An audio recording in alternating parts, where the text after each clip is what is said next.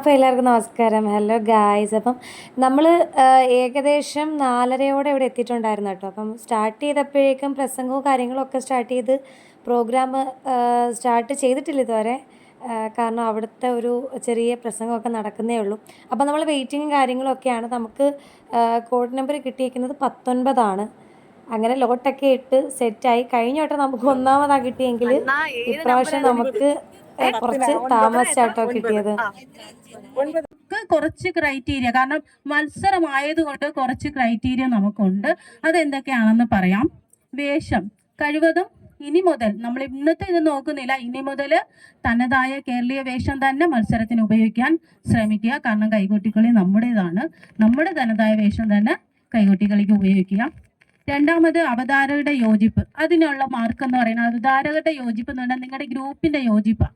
നമുക്ക് ഒരാൾ, ഇപ്പം ഞാനൊരു ഭരതനാട്യം ചെയ്തു, എന്ത് മിസ്റ്റേക്ക് വന്നാലും എൻ്റെ പ്രൈസ് പോയി അതെന്നെ മാത്രമേ ബാധിക്കുള്ളൂ.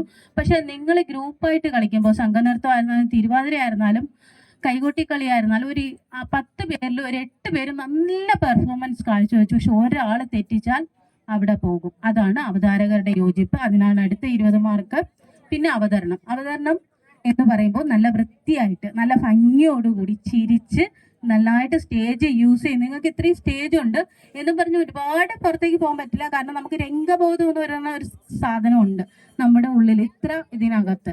അപ്പൊ അതിൻ്റെ നിങ്ങൾ എങ്ങനെ ചെയ്തു വെച്ചിരിക്കുന്നു, ടീച്ചർ പറഞ്ഞുകൊണ്ടെന്ന് പറഞ്ഞ് ഒതുങ്ങി കളിച്ചു കളയരുത്. നിങ്ങൾ എങ്ങനെ ചെയ്തു പഠിച്ചു വെച്ചിരിക്കുന്നു അതനുസരിച്ച് കളിക്കുക. അവതരണം അതാണ്. പിന്നെ താളം, നന്നായിട്ട് താളം ഉണ്ടായിരിക്കണം. അത് നമുക്ക് എല്ലാവർക്കും, പാട്ടിനായിരുന്നാലും നൃത്തത്തിനായിരുന്നാലും താളം ഇല്ലെങ്കിൽ ഒരു രസം ഉണ്ടാവില്ല. കാണാൻ ഏറ്റവും ഭംഗിയും ഉള്ളത് താളമാണ്. താളത്തിൽ നിന്നാണ് അടുത്ത മാർക്ക്. പിന്നെ ചുവടെന്ന് പറയുമ്പോൾ എല്ലാവരും ഒരുപോലെ കാലും കൈയും ഒക്കെ ചെയ്ത് നന്നായിട്ട് പെർഫോം ചെയ്യുക. ഇത് ഇത്രയും കൂടെ ചേരുമ്പോഴാണ് 20 മാർക്ക് വെച്ചിട്ട് 100 മാർക്ക് വരുന്നത്. അപ്പോൾ അതിനേക്കാളും നിങ്ങൾ ഈ മത്സര വേദിയായിട്ട് കാണാതെ നിങ്ങൾക്ക് അവതരിപ്പിക്കാൻ കിട്ടിയ വേദിയായിട്ട്, നല്ലൊരു വേദിയാണ്. കാരണം ഇത്രയും വലിയൊരു ജനപ്രതിനിധികളുടെ മുന്നിൽ നിങ്ങൾക്ക് നന്നായിട്ട് കളിക്കാൻ കിട്ടിയ വേദി എന്ന് പറയുന്നത് അതൊരു വലിയൊരു കാര്യമാണ്. അപ്പോൾ മത്സരത്തെക്കാളും നിങ്ങൾ നന്നായിട്ട് ചെയ്യാൻ ശ്രമിക്കുക, നന്നായിട്ട് ചിരിച്ച് നന്നായിട്ട് പെർഫോം ചെയ്യുക. എല്ലാവർക്കും വിജയാശംസകൾ നേരുന്നു. നന്ദി, നമസ്കാരം. അപ്പോൾ നമുക്ക് കിട്ടുന്ന ഒരു അറിവ് എന്ന് പറയുമ്പം ഓരോ സ്ഥലത്തു നിന്നും ഓരോ രീതിയിലാണ് ജഡ്ജസ് പറയുന്നത്. അപ്പം അവിടെ പറയുന്നത് ചിലപ്പോൾ ഇവിടെ പറയത്തില്ലായിരിക്കും. എന്നിരുന്നാലും ഓൾമോസ്റ്റ് നമ്മൾ പിള്ളേരുടെ അടുത്ത് പറഞ്ഞതൊക്കെ തന്നെയായിരുന്നു ജഡ്ജസ് പറഞ്ഞത്. അതനുസരിച്ച് ഏകദേശം 25 ടീമുകളുണ്ട്. അപ്പം നമുക്ക് കിട്ടിയത് 19ാമത്തെ നമ്പറാണ്. നമ്മൾ കാത്തിരുന്ന് അവസാനം നമ്മുടെ ഊഴം വന്നിട്ടുണ്ട്. അങ്ങനെ ഞങ്ങൾ 12 പേരും സ്റ്റേജിലോട്ട് കയറാനായിട്ട് പോവാണ്. അപ്പോൾ അറിയാം, നിങ്ങളുടെ പ്രാർത്ഥനയും സ്നേഹവും സപ്പോർട്ടും എല്ലാം നമ്മുടെ കൂടെ ഉണ്ട്, നമുക്കെല്ലാം അറിയാം. അങ്ങനെ ഇടയ്ക്ക് വെച്ച് കുറച്ച് ഉറക്കമൊക്കെ വന്നിട്ടുണ്ടെങ്കിലും നമ്മൾ വെള്ളമൊക്കെ കുടിച്ച് നടന്ന് സെറ്റാക്കിയിട്ടുണ്ട് ഗൈസ്. അങ്ങനെ നമ്മൾ ഡാൻസ് കളിക്കാൻ പോയി. അങ്ങനെ സെറ്റായി എല്ലാം അടിപൊളിയാക്കി പൊളിച്ചടുക്കി ഗണപതി സ്തുതിയിൽ നിന്നാട്ടോ നമ്മൾ ആരംഭിക്കുന്നത്. അങ്ങനെ നമ്മൾ ഓൾമോസ്റ്റ് സെറ്റായി ഇരുന്ന ശേഷം പാട്ടിടാൻ പറഞ്ഞ് അങ്ങനെ പാട്ടിട്ട് ഗണപതി സ്തുതിയോടെ ആരംഭിച്ച് ഒരു ഭയങ്കര സന്തോഷമായിരുന്നു. കാരണം ഇത്രയും ദൂരം നമ്മൾ ആദ്യമായിട്ടാണ്, നമ്മുടെ 3ാമത്തെ കോമ്പറ്റീഷനാണ്. അപ്പം പോയ മത്സരത്തിനൊക്കെ നമ്മൾ കപ്പ് കൊണ്ട് വന്നിട്ടുണ്ട്. അപ്പോൾ എന്താവുമെന്നൊന്നും അറിയുന്നില്ല. നമ്മുടെ ബെസ്റ്റ് നമ്മളവിടെ ചെയ്തിട്ടുണ്ട്. നമ്മളെല്ലാവരും 12 പേരും ചെയ്തിട്ടുണ്ട്. അതിലുപരി ഈ ഒരു അവസരം, എപ്പോഴും പറയുന്നൊരു കാര്യമാണ്, ഈ ഒരു അവസരം കിട്ടുക എന്ന് പറയുന്നത് ചെറിയ കാര്യമല്ല. അത് ഞങ്ങൾക്ക് തന്ന ദൈവത്തിനോട് തന്നെ ഞങ്ങൾ നന്ദി പറയുകയാണ്. കുട്ടികളെയും സ്വാഗതം ചെയ്യുകയാണ്. ഇവർക്ക് തന്നെ ഒരു 501 രൂപയും ക്യാഷ് പ്രൈസായി നൽകിയിട്ടുണ്ട്. ചൈതന്യ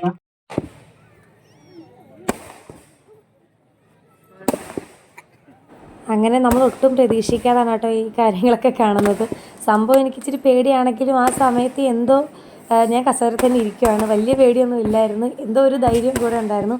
പിന്നെ എടുത്തു പറയേണ്ട ഒരു കാര്യം എന്ന് പറഞ്ഞാൽ അത് വനിതാ കൂട്ടായ്മ നടത്തിയ ഒരു പ്രോഗ്രാം അല്ലെങ്കിൽ ഒരു കോമ്പറ്റീഷൻ ആയതുകൊണ്ട് തന്നെ അവരൊക്കെ ഭയങ്കര നല്ല സഹകരണമായിരുന്നു കേട്ടോ.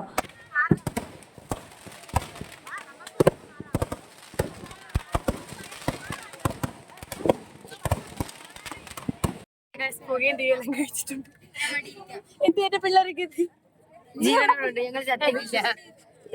കുട്ടികളെ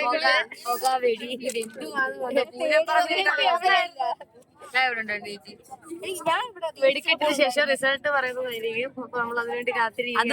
കലാസമിതി അണിയിച്ചൊരുക്കിയ കൈകൊട്ടി കളി മത്സരത്തിന്റെ വിധി നിർണയിക്കുവാൻ ഇനി ഏതാനും നിമിഷങ്ങൾ മാത്രം.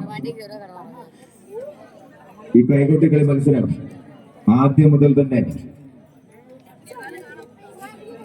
നമ്മൾ വരുമ്പോൾ ഉള്ള ആ റൗണ്ട് അത് കറക്റ്റ് ചെയ്യുക, അത് കറക്റ്റ് നന്നായിട്ട് പ്രാക്ടീസ് ചെയ്യുക. അത് പോയി കഴിഞ്ഞാൽ വലിയ മിസ്റ്റേക്ക് ആകും. രണ്ടാമത് പ്രധാനമായിട്ട് നമ്മുടെ വേഷം.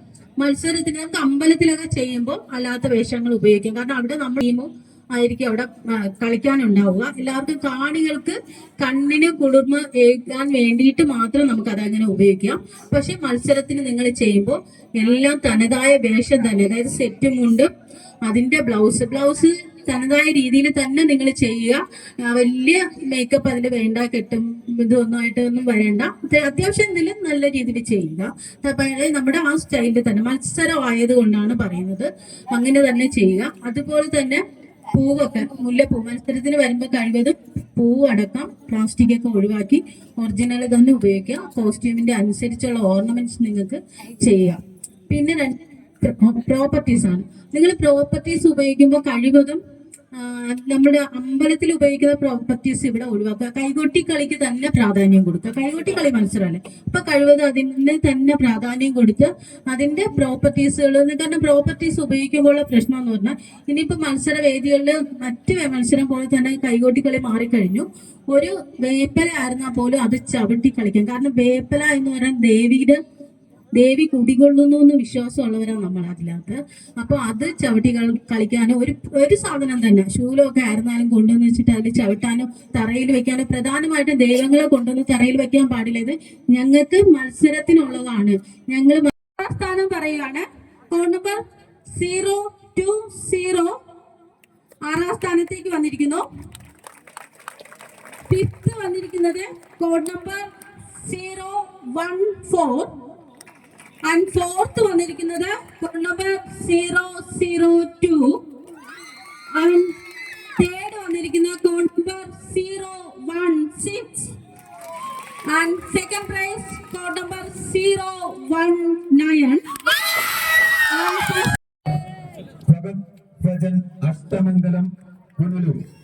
ഭഗത് ഭജൻ അഷ്ടമംഗലം പുനലൂർ 5555 രൂപ.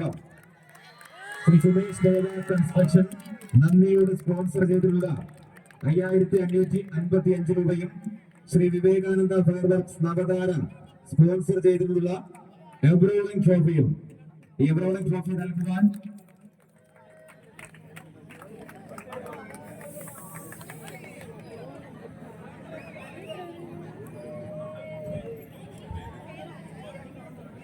സുനു ആലമ്പാറ വേദിയിലേക്ക് കടന്നു വരിക. ശ്രീ സുനു ആലമ്പാറ.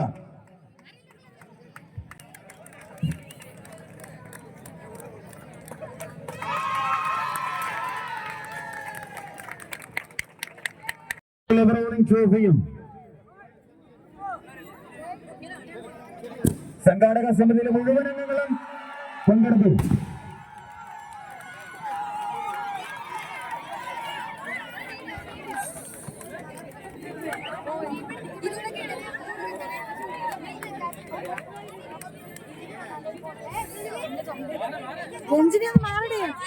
ക്യാഷ് പ്രൈസ് 8888 രൂപ. രാജേഷ് UK സാമിൽ നെടുമങ്ങാട് അദ്ദേഹത്തിന് വേണ്ടി കവിത ക്യാഷ് പ്രൈസ് നൽകുന്നു.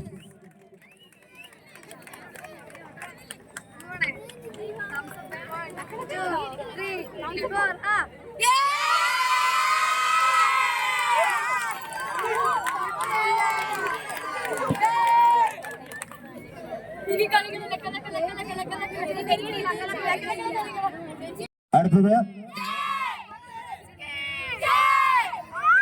Best performance 10. ഒന്നുകൂടെ വീഡിയോ ചെയ്യില്ല.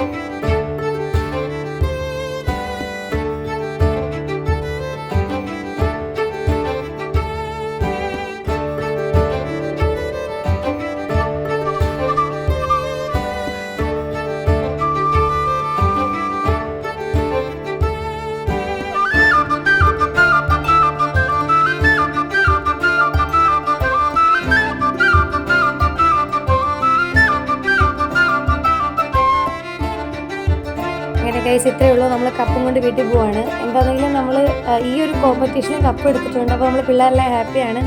അപ്പോൾ അടുത്ത വീഡിയോ ആയിട്ട് ഉടനെ വരുന്നതായിരിക്കും. ഷോർട്സും കാര്യങ്ങളൊക്കെ കണ്ടു എന്ന് വിശ്വസിക്കുന്നത്. കണ്ടു കഴിഞ്ഞാൽ ഞങ്ങളെ സപ്പോർട്ട് ചെയ്യുക. അതേപോലെ ഈ ചാനൽ ആദ്യമായിട്ടാണെന്നുണ്ടെങ്കിൽ അവർ സബ്സ്ക്രൈബ് ചെയ്യുക, ഷെയർ ചെയ്യുക. അപ്പോൾ അടുത്ത വീഡിയോ ആയിട്ട് ഉടനെ വരുന്നവരെ ടാറ്റാ.